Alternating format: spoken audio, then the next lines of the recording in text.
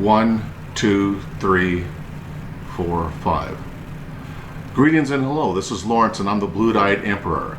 Today we're doing an interview, a real face-to-face with a wonderful woman who's not only a follower of our channel but part of our tribe. Her name is Eva. Eva, come on in, have a seat. Hello Eva, good to see you, nice to meet you.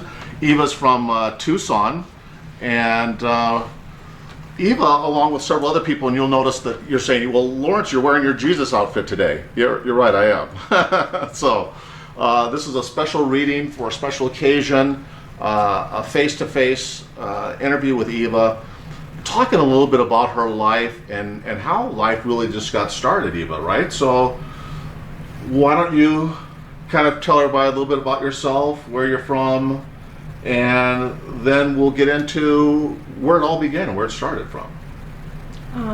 Well, I was born in Tucson. I was born in Tucson to my parents who unfortunately did not want me at the time. So they, I was shipped off to live with my grandmother when I was about 2 days old, and I didn't have any contact with them until I was about 6. Wow, yeah, that's incredible, right? We talk about in our channel about how people are not disposable, right? Is a huge thing for us on our channel, and a movement that we're hopefully getting started with our B shirt, right? And which stands for Blue-Eyed Emperor, but it also stands for something a lot much more important than that.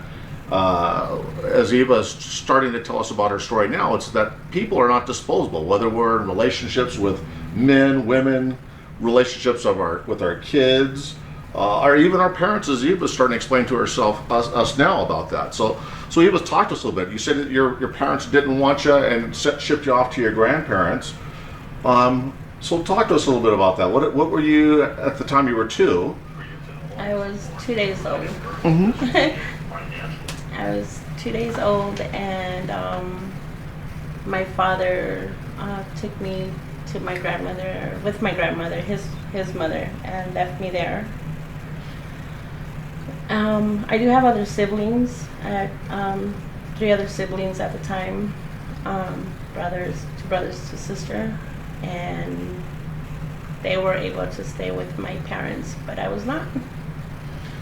And did you ever wonder growing up what was the rationale that they shipped you off and left all the other kids there? I mean, how many other brothers and sisters are we talking about here? I had 2 brothers and a sister, and for some reason I always thought I was adopted. The old "I'm adopted" kid syndrome, right? I mean, yeah, I wondered for, I don't know, God knows how long I wondered, like, why didn't they want me, or what was, what did I do wrong? Everything else, everything that could come. The whole gamut, huh? It's like, why me, right? I mean. Yeah, she had. My mother had other children, so why was I excluded from the family? Did you ever get the answers you were looking for growing up? Did anybody ever come to you and say, "Hey, guess what, Eva? We shipped you off because of this," or? Never. Never. They never even said that to you. No. You know what the odd thing about it is, and I know you and I have talked about this before. They don't know, but you and I have discussed this before. When they shipped you off, and you kind of wondered. I mean, well, you wondered obviously why weren't you left there as well too? But it wasn't only your parents though, right? It was your brothers and sisters that kind of perpetuated. So tell us. Okay, so now you're 2 years old and you leave back to the U.S. They bring you back when you're 6 years old. Yes. 6 years later, right? So, yes. How was that, and what was all that about? Oh, that was heart-wrenching. My brothers and sisters picked on me. They would tell me, "Go back home. We're not your family. You don't belong here. We don't like you. You're ugly. You're not a part of our family. Like, you need to go back home. You don't belong here." That's what I always got from them. Isn't that just absolutely just crazy, right? So everybody, we talk about, and yes, this is the trusty iced tea here.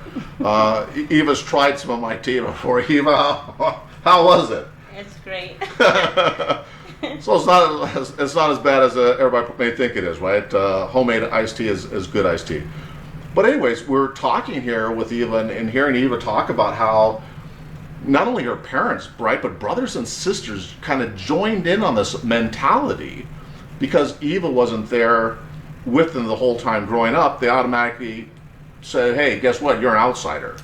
Again, family. And this is Eva's story is not a unique story. Well, it is unique to her, but it's not the only story out there, right? So many of you out there have chimed in and talked to me about things and stories and about life where similar things happen, right? Where you were alienated or other things worse than that. And we'll get to that here with Eva in just a second. So we're going to take just a break here for a second and we'll be right back. Thank you.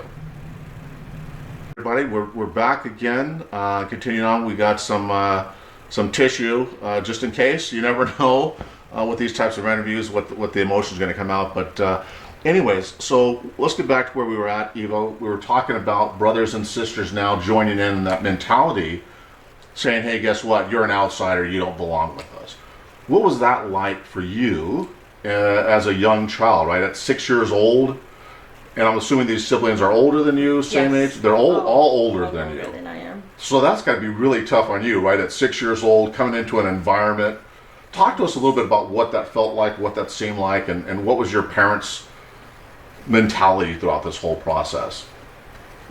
Well, it was like so mundane most of the time.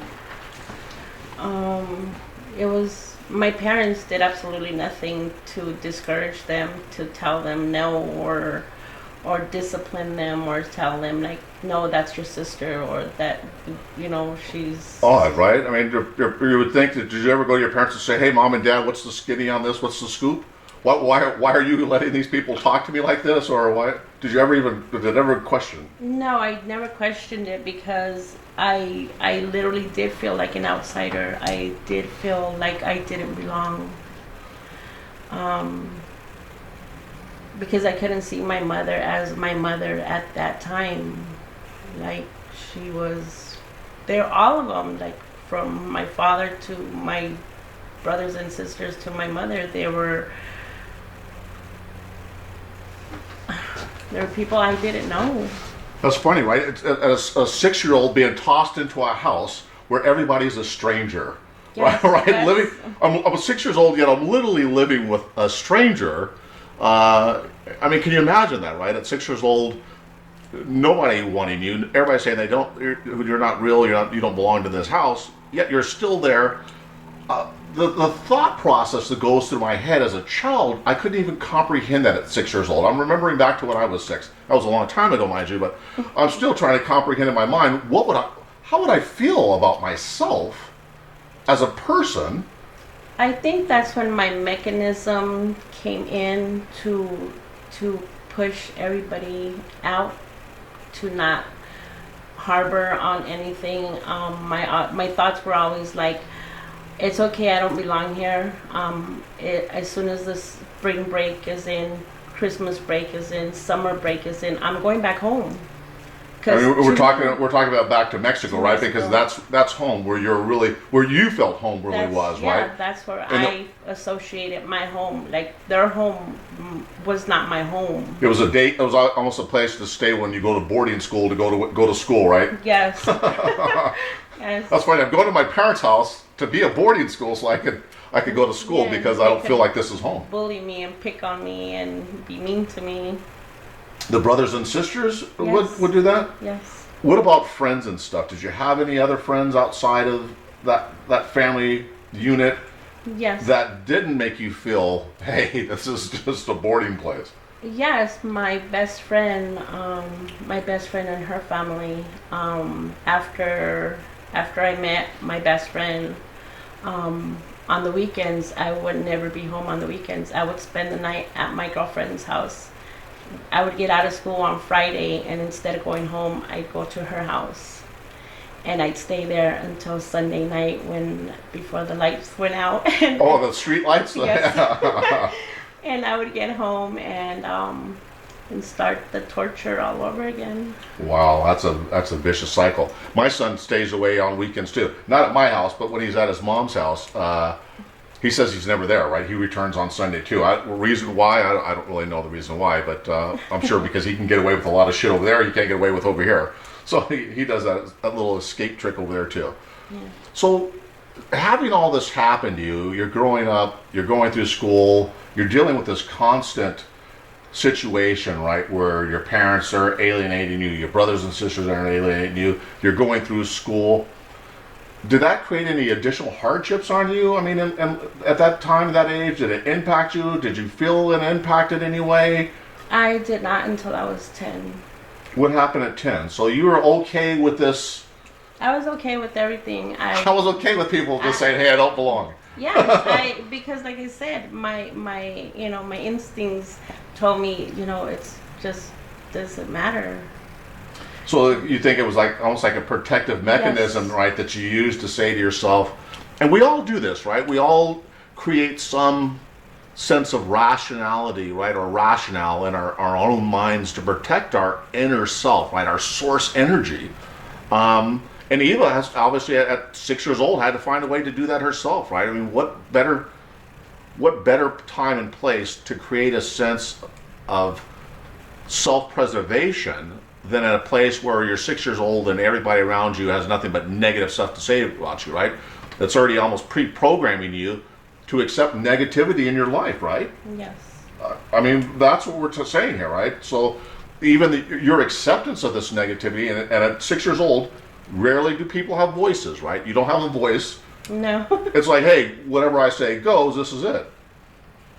So let's talk about the dynamics, right? Let's talk about the dynamics. You're now 10 years old. Talk to us a little bit about that. What's happening there? When I was 10, I got into a fight with my sister. She kept picking on me and calling me names and telling me how ugly I was. And I kept telling her to stop, like, just leave me alone, like, stop not doing nothing to you, just leave me alone. And got to the point where I got frustrated and I beat her up. She was 2 years older than I am, so she was 12, I was 10. So a good ass whooping was in order. I mean, after 4 years of verbal abuse and being taught that you're disposable, right? People are going to break. The system's going to break. But go ahead. So let's. So we got called into my mom's room. My mother was still sober. She did not drink at this time. She was sober. She was, hard working woman. But at that time where she asked me, what happened. Well, she asked both of us, me and my sister, because we always had to stand in a line with her. I like that, right? Attention! Yes, it was always like that. And I think that's what all parents did. I think my parents made us stand at attention too. Right? It just made them feel better about themselves and how they. Yeah. So she asked my sister what happened, and she said, "Well, she beat me up." And she looked at me straight in the eye. She goes, "Did you hit her?" And I'm all like, "Yes, I did." And then she told my sister, "Get out." And then I stood there. And you have to probably speak up just a little bit for the camera to make sure that they pick the wonderful people out there that can hear you. But go ahead. She looked at me and with this hatred in her eyes. I mean, at 10 years old, you could see this hatred. I mean, a genuine hatred. Go ahead. I know you're getting upset. Here. Take your time. Take a moment. Take your time.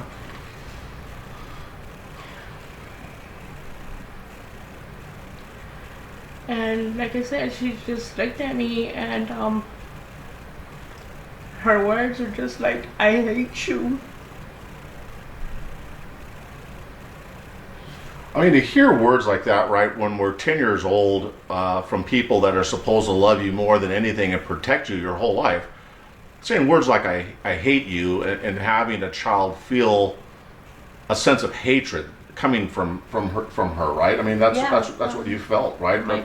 My mother, she had me. She was the one who was supposed to love me regardless of who I was. But I guess, Well, at 10 years old, right? Who are you? You're a child, right? And I mean, you're not an adult. You're not supposed to be thinking like an adult. And if someone said that to me when I was at 10, my boys are 12 and 14, but to just hear myself or imagine myself saying that to my child, and remember when they were 10, is unimaginable to me, right? I mean, to have those kind of words thrown at you, that's life impacting, right? I mean, that just sets the tone for the rest of your life, because you never how do you shake that off?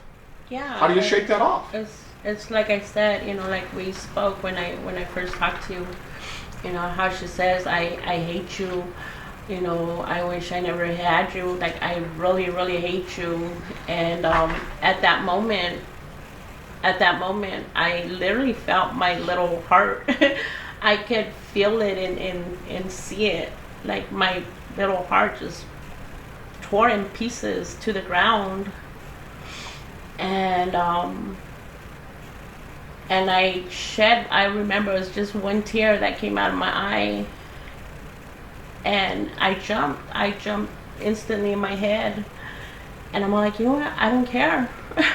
I don't care if she doesn't love me. She's not my mom anyway. Yeah. My mom is in Mexico. This lady is not my mother anyway. I don't care. But my heart was like already. And you told me before, right? You never really called her mom, right? You called her lady. Lady, yeah. Can you imagine that, right? A person that's so distant from you in your own house, who's your blood mother, that you feel so far removed from the family unit that you don't even refer to as mom. You call her the lady. The lady. Till the day that she died, I called her lady. Wow. And well, that caught on, though, right? You told me that kind of caught on, and everybody called her. Yeah, everybody. Everybody called her the lady, right? I mean, well. Yeah. Think about what that did to her mental state, right? I mean, well, I'm not condoning her behavior in any way, shape, or form, right? But even as a child, right, we impact our parents. Yes. Right? We have an influence and impact on our parents that either make them act negatively or positively, because people are human, right? Even adults are impacted by children's words. And we say that, hey, guess what? You're not supposed to argue with kids, and it's not right to do this or that. But if my kids were to call me, stop saying, I love you, Daddy, and stop calling me Dad, and said, hey, guess what? Hey, you. What? Hey, you. Oh, hey. That's not my name. But I'm lucky, right? So my parents loved me, and I didn't have to call my dad, hey, him, or hey, Buster, or anything else, right? My parents were loving, but so this took place, and the argument happened, and what happened from there? Where did things head from here? After that, a few months later, I was given away for the second time to my best friend and her family. Wow, so let's talk about that, right? So at 2 days old, you were given away. Brought back at 6. Yes. Stayed for 4 years. Yes. 2 months later, you're now shipped off again. Yes. I was 10 years old. To strangers. It was not even family. No, it was a few months after that heartbreak. Me and my sister were shipped off to live with my best friend and her family, which I love dearly. So your sister went too? My sister went also. And was that because of financial reasons? Yes, my parents had lost their job, and it was... And it happens, right? Yeah. Life happens, and praise God that you had some good people, right, that were there to say, hey, let me take them in. Yes. Was this the sister you beat up? Yes. There you go. Yes, and we were with my best friend and her family. My mom spoke to, my second mother. Well, she would be like my third mother, but... asked them if we could stay there for a few months, only until they got back on their feet. Okay, and then? And they said yes, of course, because they did. They loved us. We were, proud of them. So you and your sister used to go over there and play together, and so Spend the night there. when you weren't kicking her ass, you were playing together. Okay, that's Yeah. that's a good thing, right? So Yeah. even though she's claimed that you weren't part of the family, so all of a sudden I bet you at this time she's probably saying, "Oh yeah, we're family now because we're living together." And Yeah, but even when we were at my best friend's house, like she was friends with my sister's best friend. So it was them two against us two all the time. wow. Yeah. So you guys both had best friends in that family. Yes. Okay, so that makes kind of sense, right? So the two older gals it was them against you, right? Yeah. Well, actually, it was like I was best friends with the older sister, and my older sister was best friends with the younger? The younger one. Yes. Well, okay, that really evened things up, right? The match really. Yeah. But we're always apart. Like they would do their thing, we'd do our thing, because we didn't match. It was, different likes and circumstances. Yes. And okay, talk to me. So what happened after that? You guys lived there for? We were there for, I think my sister we were there for a few months, like maybe 2 months before the third month was in. My mother went to go. I thought to go pick us up, but she only took my sister with her. Boy, again. And she left me there until I was 14. Well, you probably were happy anyways. Oh, yes, yes. Right, so the fact that she picked up your sister and took her back and didn't take you, that's painful. But you were probably happy anyways because you didn't call her mom in the first place, right? So you were like, hey, I'm on vacation. Yeah, these people, I mean, I had my own room. They never made me feel unwanted or I was, God bless good people, right? Yes. I mean, yes. God bless good people for Like, being out there. Everything they had, I had, So it was, Wow. It was wonderful. They taught me a lot. They taught me, because I come from a Mexican culture. Were these people Hispanic as well, or? They were from And I get it confused, right? So I get people that are Hispanic, Latin, or Mexican, and I'm told, hey, don't ever call a Mexican a Latin, and don't ever call a Latin a Mexican. Right. What the heck? Good God! Somebody send me to EEO or something, right? Like the Equal Opportunity Board or something, right? To teach me this stuff because I even get lost in it. But yeah, no, they were from Texas. They were Texans, and you're right. That's a country in itself, yes, Texas. Yes, And so you guys in Texas or? No, we're here in Arizona, Phoenix. And Phoenix, yeah. But they were, originally from Texas, and Texans are good people. Yes, and I was brought up to. They're like, you don't need anybody to get you where you. So were these Caucasian people or? They were Hispanic. Oh, okay. They were Hispanic. Wait a second. Here we go again. Well, they weren't Mexican, they were Hispanic. No, they're Hispanic. What's they're the not difference? Mexican. Because Mexican to me we're from Mexico, and these are Hispanics. They're Mexican descendants that were born here in the United States. Yes. So they're Americanized. Yes.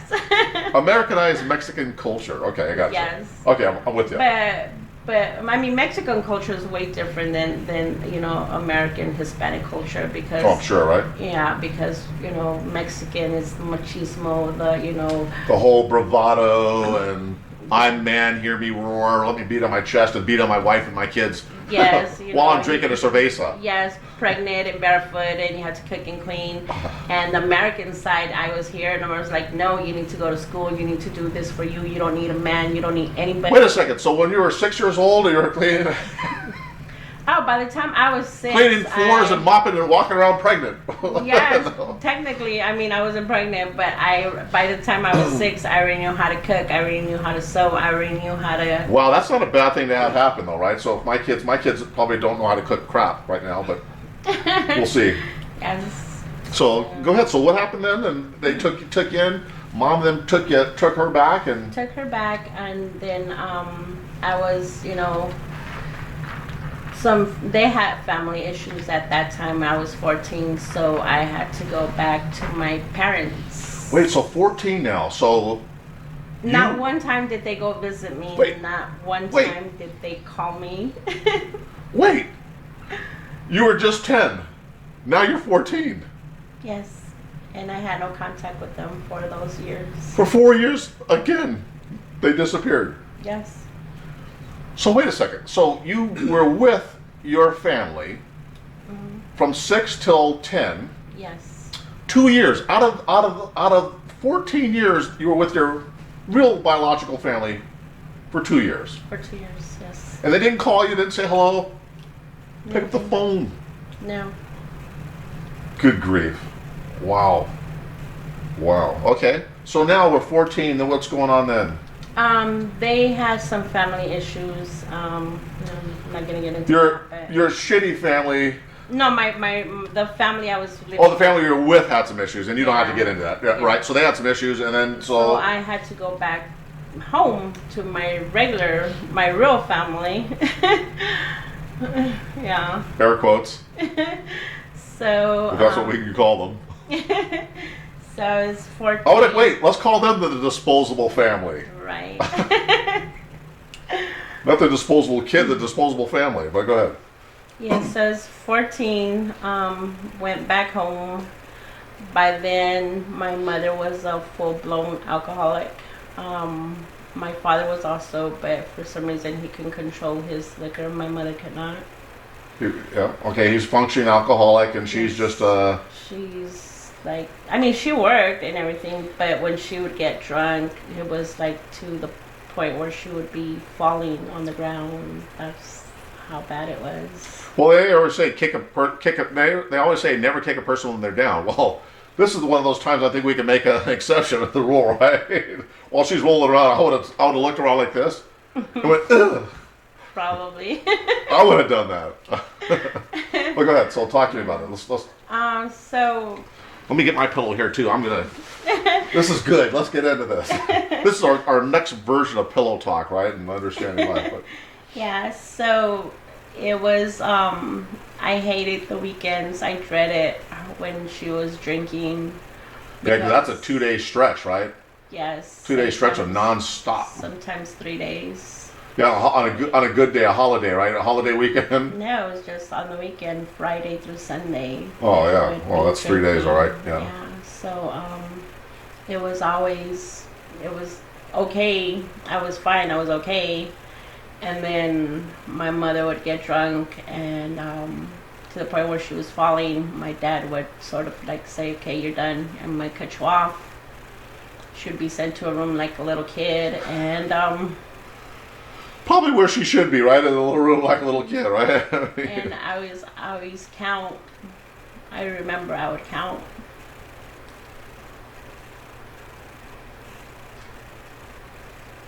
Well, what does the counting do?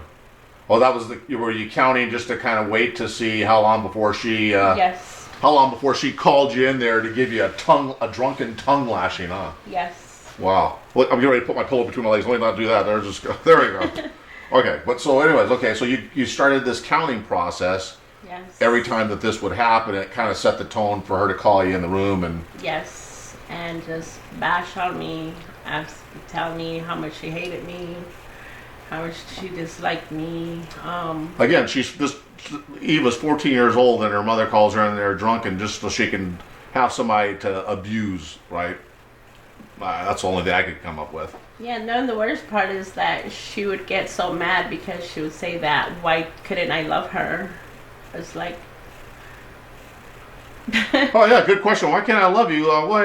Because you're drinking, because you call me all these names, and I'm your child, and everything else. But so let's get past that, right? So then what happens, right? Is, and I kind of know the story, so let me help you probably through this part. Your dad and your mom get into this, and your dad comes in and says, "Okay, get the hell out again." Yes. How long were you back in the house before that happened, where he says, "Hey, get the hell out of here"? You're 14 at the time. I was only with him for maybe about a year, 9 months, maybe. So 15. Right before my 15th birthday, I got thrown out. Where do you send a 14-year-old?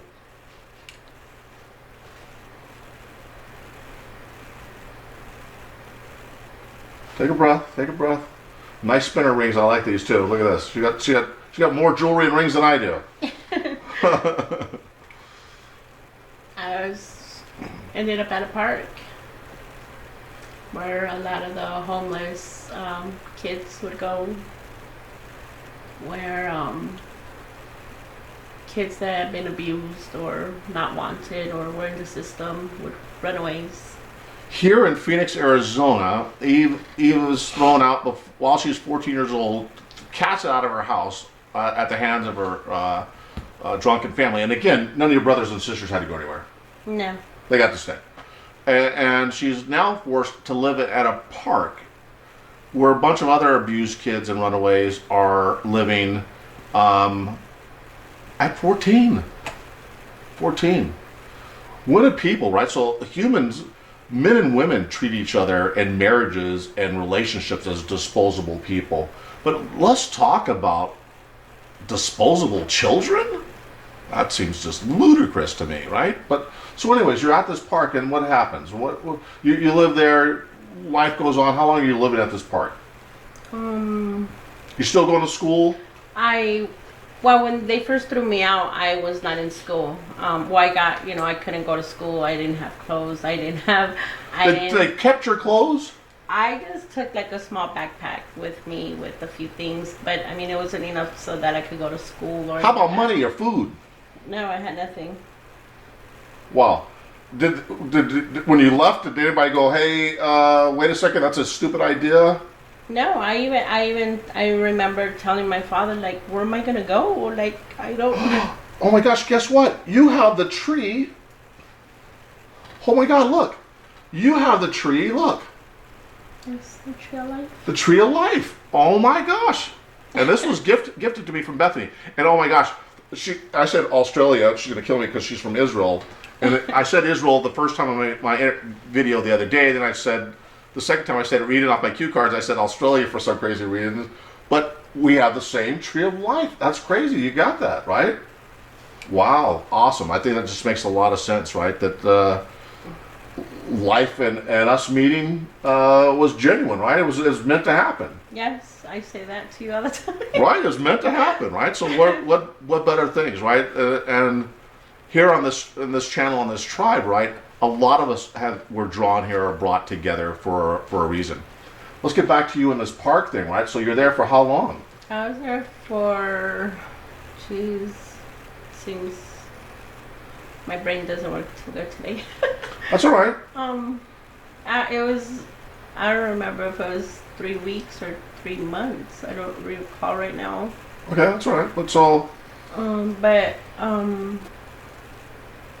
I was always like the lookout girl. 3 hours in a park for a 14-year-old with a bunch of adults and a bunch of people drinking, because that's what they do at parks, right? When people are living out there, there's kids and adults mixed together. Well, actually, at this park, what a shitty combination. Yeah, well, what was it? Tell me, it was a kiddie park? It was only kids? At this park was mainly all runaways, but you would have Johns that would come pick up young Hookers?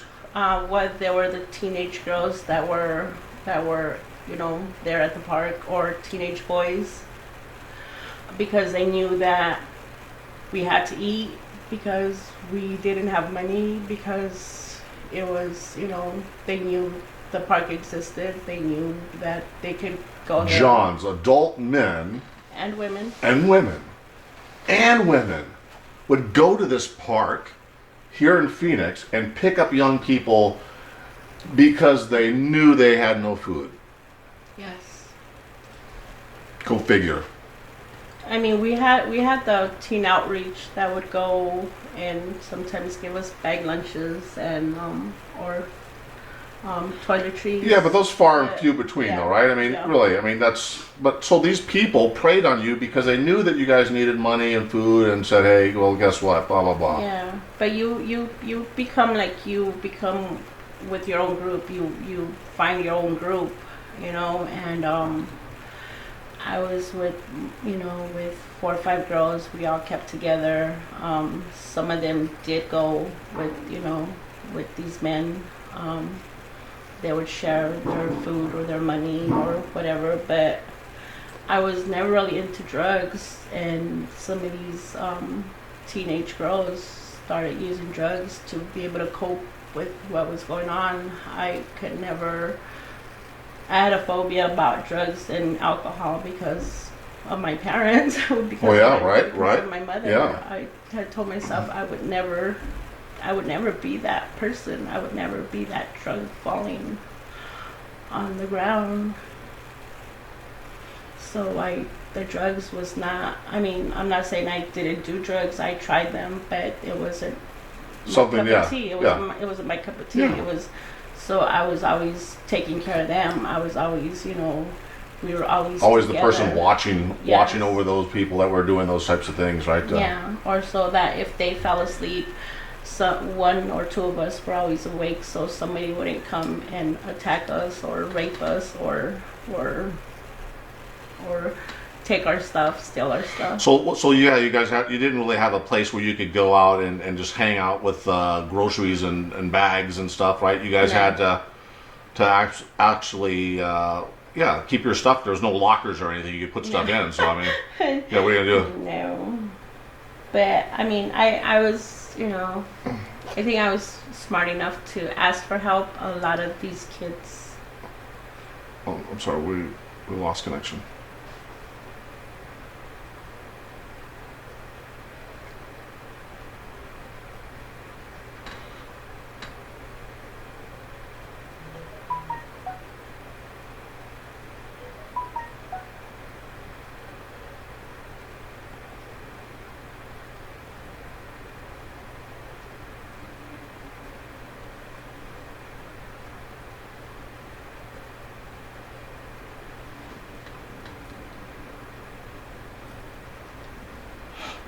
Doing good. Wow. Okay. Oddly enough, so forgive me. We were still filming, so I'll have to splice this back in. But let's pick up where we left off. Right. So you're at the park. No money, minimal food. Women and young girls and boys are having to sleep with Johns that come to this park because they know that young kids are there that need food, and they exploit that as an Yes. opportunity to have relationship with them. And you were the guardian of most of these people while you're there. You were there for 3 weeks, 3 months. What happened after this? I was able to get help through the teen outreach, and they got me an apartment.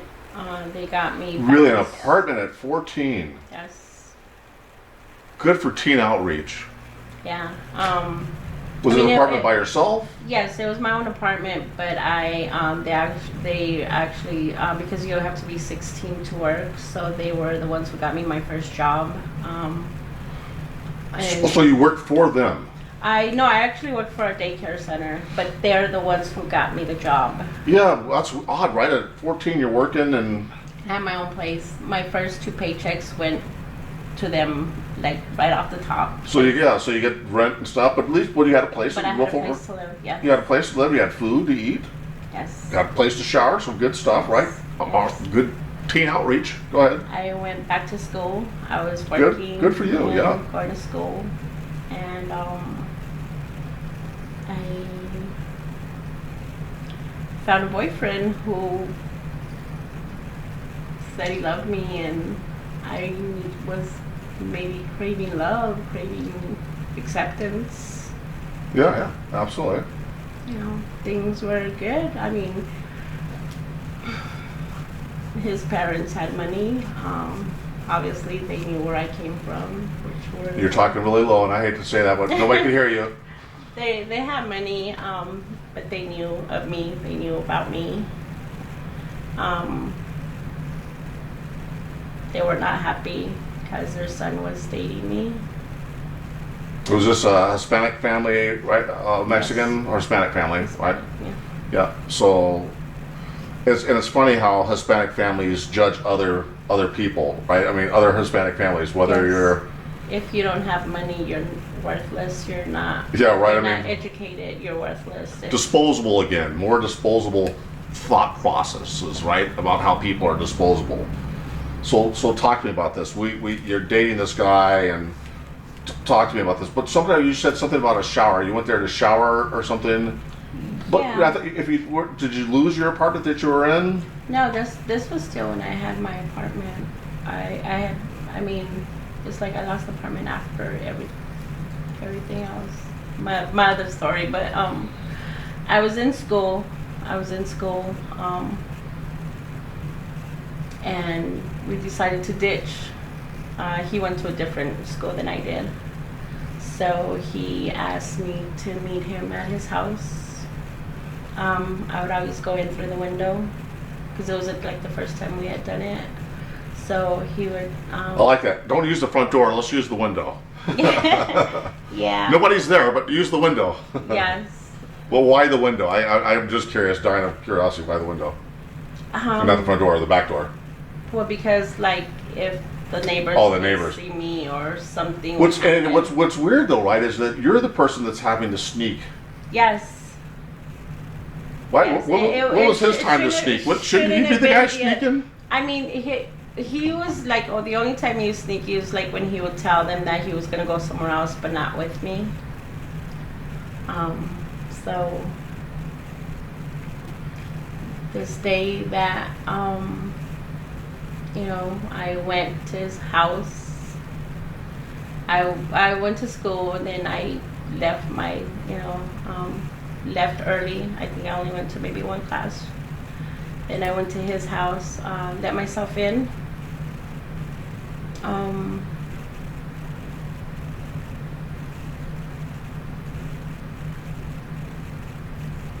I thought nobody was home, or nobody was supposed to be home. And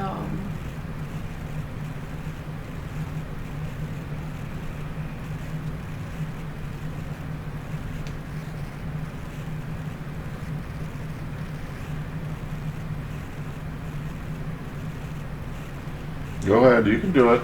Just say it. So, well, and let me help Eva out here real quick, right? Because I know the story. We've talked about this before, and wanting to share this with you, as so many of you others have shared similar stories. But Eva was there by herself and taking a shower. Right? Did you take a shower? You said took a shower. Thought she was the only one there, waiting for her boyfriend to get there because he was going to ditch class as well too. And you guys are how old at this time? I was, this was before my 15th birthday, right before my. So right before your 15th birthday, right?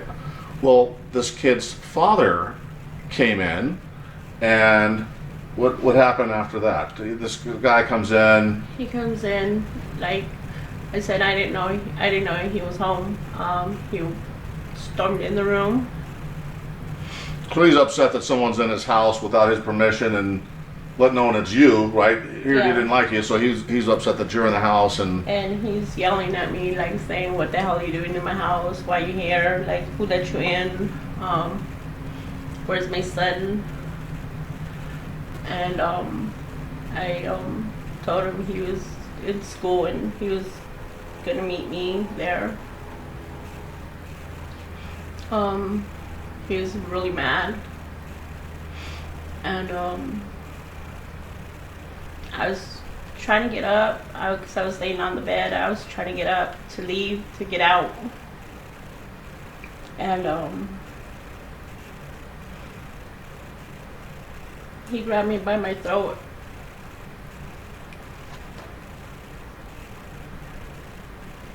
And threw me on the bed.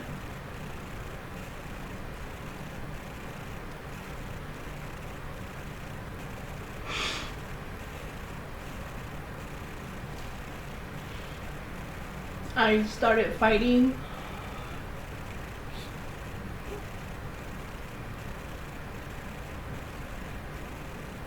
Trying to get away. He started calling me a bunch of names. Telling me like I was a slut. I was a whore. I was a bitch. That his son was too good for me, and I was just trying to get away. Like I was just telling him, just let me go, and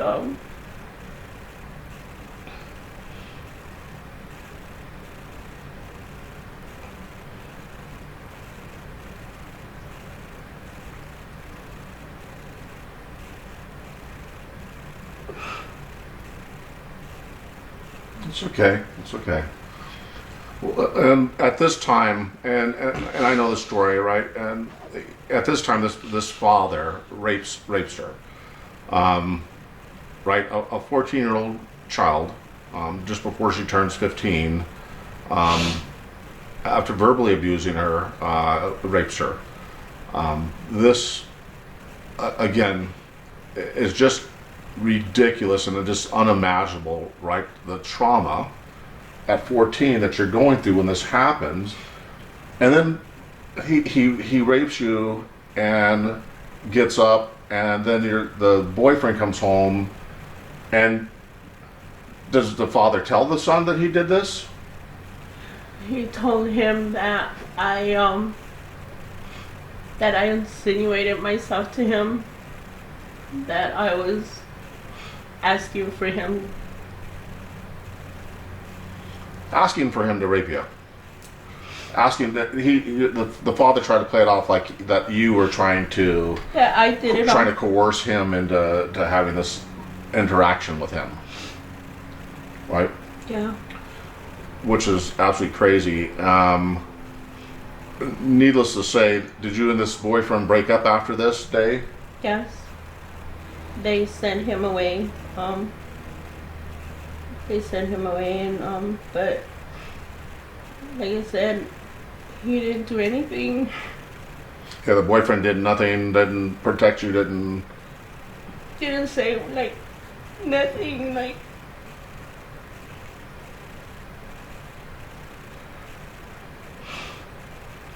I mean, I think we are, every person, every female, or I don't know, males, but females, went home, sat in the shower for hours.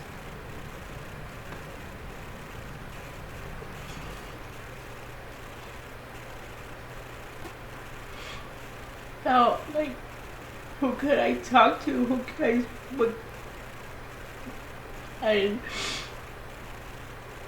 I thought of calling my best friend, but I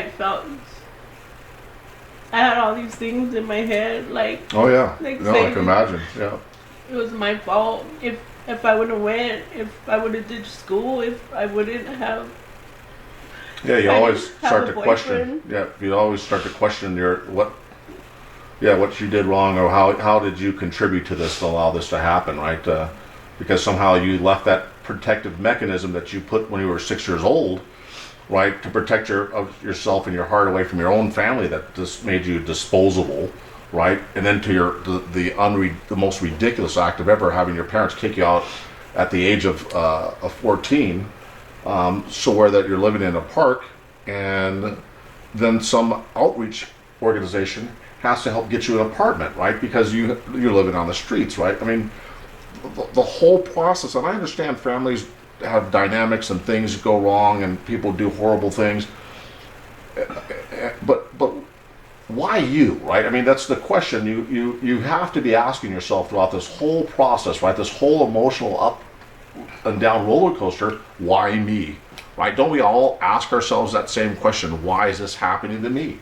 Yeah, I've always, I mean, like, I overcome things, or if something else happens, and then I question my whole life. Like, I go back from the beginning. It flashes back again, right? Yeah, I go back to when I was 6 and I was crying, like, I don't want to go with these people. I don't know these people. To my current situation, and I always go back there. I don't, like.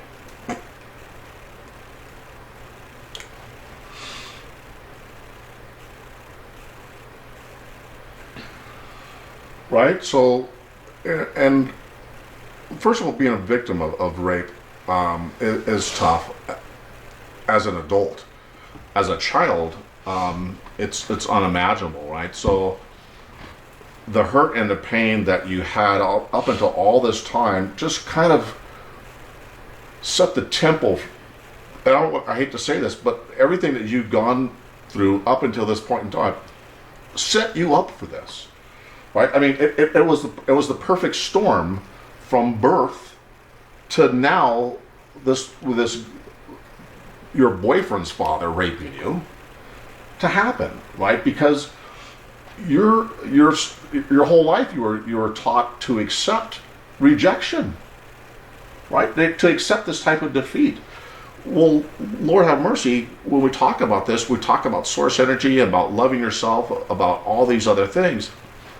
Eva's having to learn all over again about self-love, right? And it's not an easy process, right? And we've been talking, we've been working together for some time now, to try to help her get back to a place where, that's possible. And is it possible? Absolutely it is, right? I mean, but this isn't the end of the story, right? This is just the tip of the iceberg, because not only did this person, who was her boyfriend's father, rape her, but you've had uncles, you've had other men to attempt this or abuse, right? You were abusive. Yes. You were married and had 2 wonderful children. Yes. And some of these same things, right? We were just talking about this morning. Some of the same behaviors about yelling and stuff at your kids and stuff, and we'll get to this in a second. But so Eva has a medical condition. And you want to tell everybody what that medical condition is? Because God only knows I can't say the name. I have a condition called Cushing's disease. Cushing's disease. Yes. Most doctors have never even heard of it or don't know what it's about. And you got misdiagnosed for years before anybody finally said, hey, guess what? You have this. Yes. And the greatest thing about that was finally somebody acknowledged the fact that you had a disorder that no one could diagnose, that she was living with. And this Cushing's disease caused what? It causes a tumor in the pituitary gland. So she has a tumor in the pituitary gland, and then you had an operation. Yes, after being sick for many, many years, they finally figured what I had. They finally diagnosed me. And the wonderful world of medicine. She knew before the doctors told her 5 years earlier, but go ahead. Yeah, but nobody would listen. Learn to love your body, right? Know your body. Go ahead. Yes, I say all the time, you have to advocate for your own body. If something does not feel right in your body and you know you're sick, you need to speak up. You need to find other doctors. You need to go with somebody who will actually listen to you. Yeah, no, so Eva had this surgery, and I had a surgery 2015 to remove the tumor. Yep. Which controlled everything, right? Everybody knows what the pituitary gland is, right? It controlled everything. Every single hormone you possess in your body. So emotionally, you were on a roller coaster ride. Physically, you were on a roller coaster ride, right? Up and down for 5+ years of this. Have an operation. Yes, I figured I'll have the operation and I'll be back to normal. And that did not happen. I was put on medicine called hydrocortisone, which damaged my bones. I have brittle bones. yes. It's like osteoporosis. Osteoporosis, yeah. Yeah. And it was killing me. It was literally Great. The doctors give you medication that kill you, right? I'm dying already because I have a tumor. It's benign, but it's a tumor, right? That affects every part of your body. And then they're going to give me some medicine that's going to kill me, though. Yes. Thank you, doctor.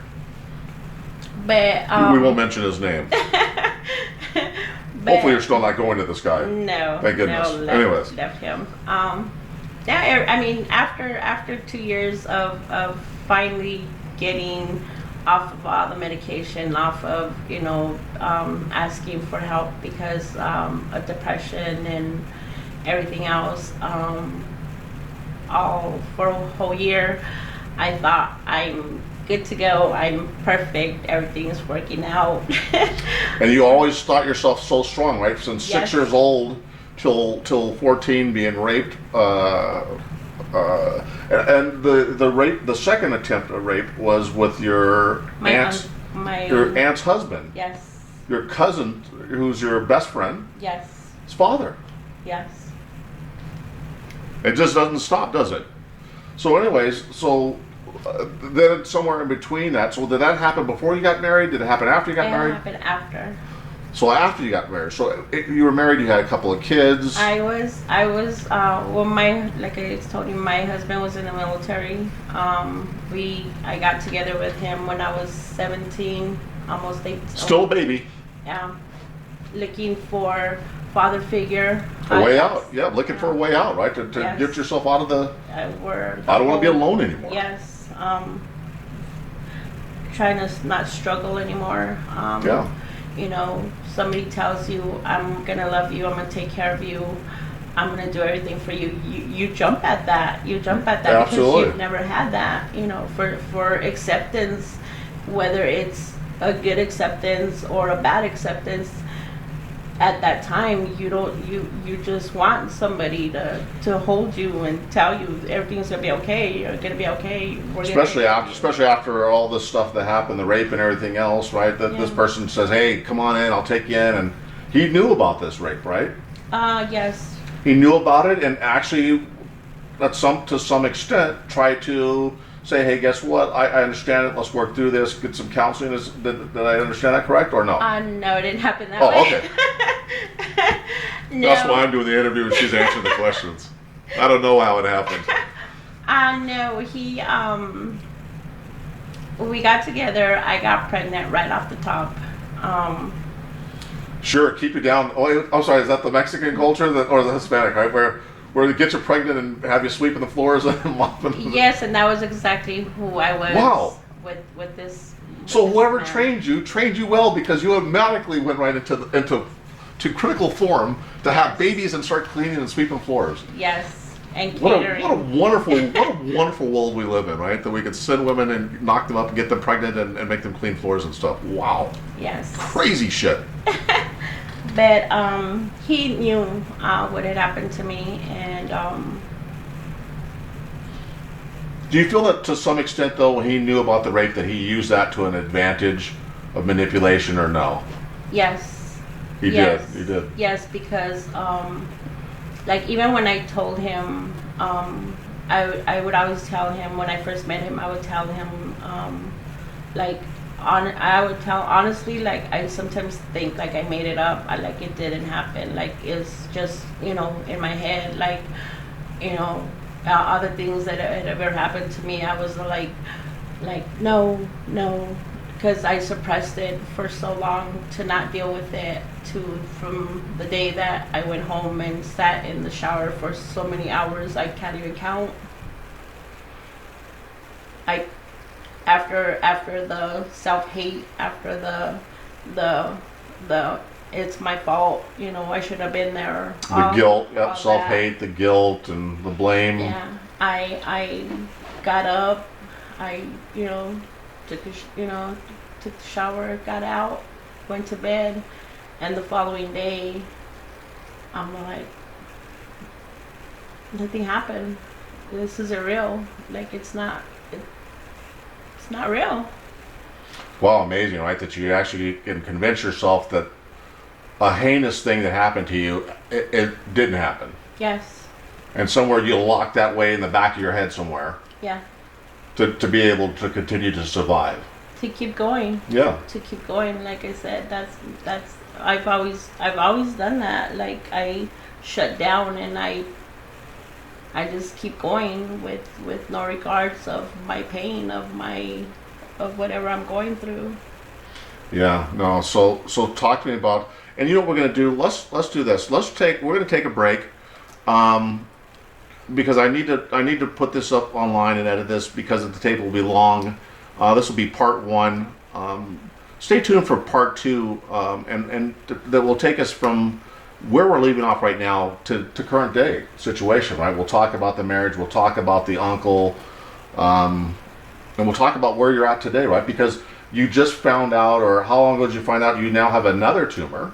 In July.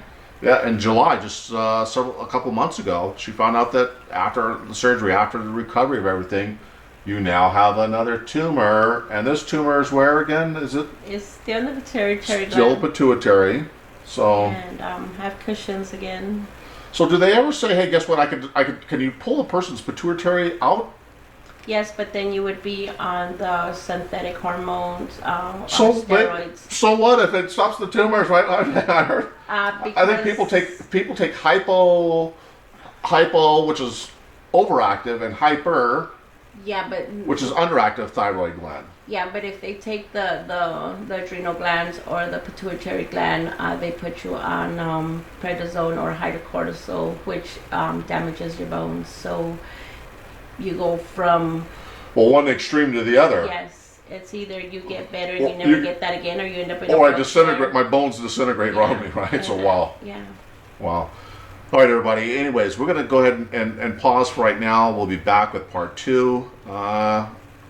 The story of Eva, a raping of a child. Anyways, we'll be back soon. Stay tuned.